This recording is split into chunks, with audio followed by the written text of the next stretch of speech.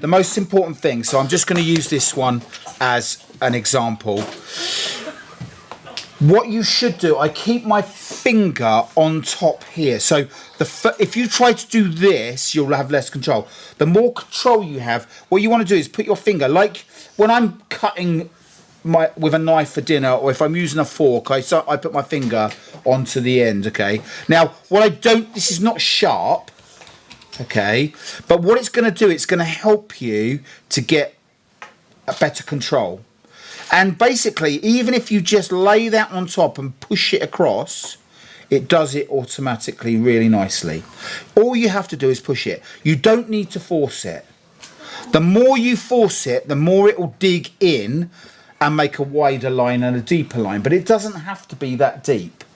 So you just push it, and you're always pushing away from your body. So if you want to change direction, you do need to change...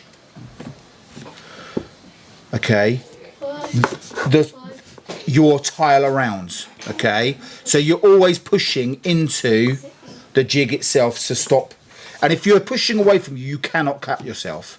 The moment you start doing this and you slip, it's just going to go straight into your finger, okay? So ideally, you use your hands to, because you want to put your hand down, and you want to keep hold of your work surface, but you're always working in front of your hand. So I'm just going to do this. Now with a curve, you want to avoid trying to use your wrist to draw. What you want to use is your body, and I am actually going to move around, and I'm actually, to get a curve, it's not that difficult, but you have to use your whole body, your elbow, your shoulder. Don't try to do it like this. It's not going to work. Don't think that I need to do that, okay? Because that will go slip bang into your finger, okay? Here's my final piece. The first thing I'm going to do, identify the straightest lines. So I'm going to go in here, and I'm going to come, now I can either go into there from there, or I can just come in here and go. So I'm going to come in from here, and I'm going to follow that line through the middle, and when I get to where I want, I just lift it up and pull it off. Okay, and then I'm going to come down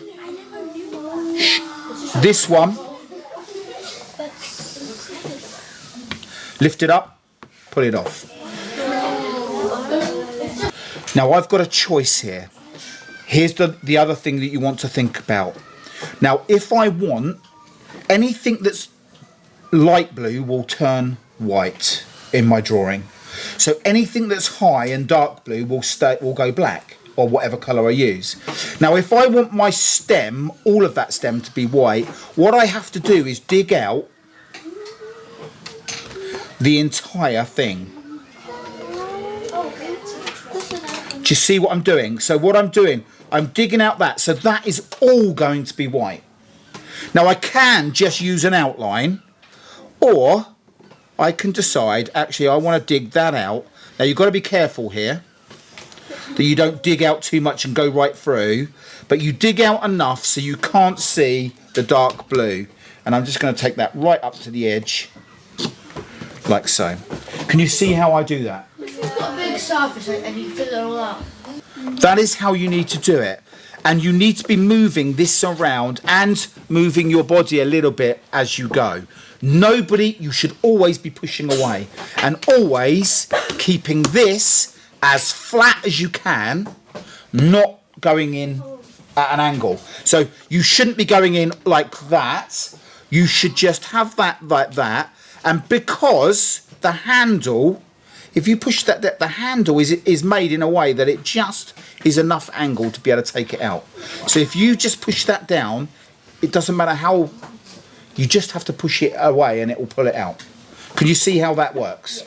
So listen, what you're going to do is, as soon as you're ready, you've got your design ready, you can start gouging out. But be careful and go slow. You go too fast, you try to do that line too fast, I've just gone too far. Wow. If I want to go slowly, you have more control. It should take you a while. So what I'm going to do now, when you start working, I'm going to finish mine completely. Okay, and in the video, I will speed it up to show you how quick how it's done.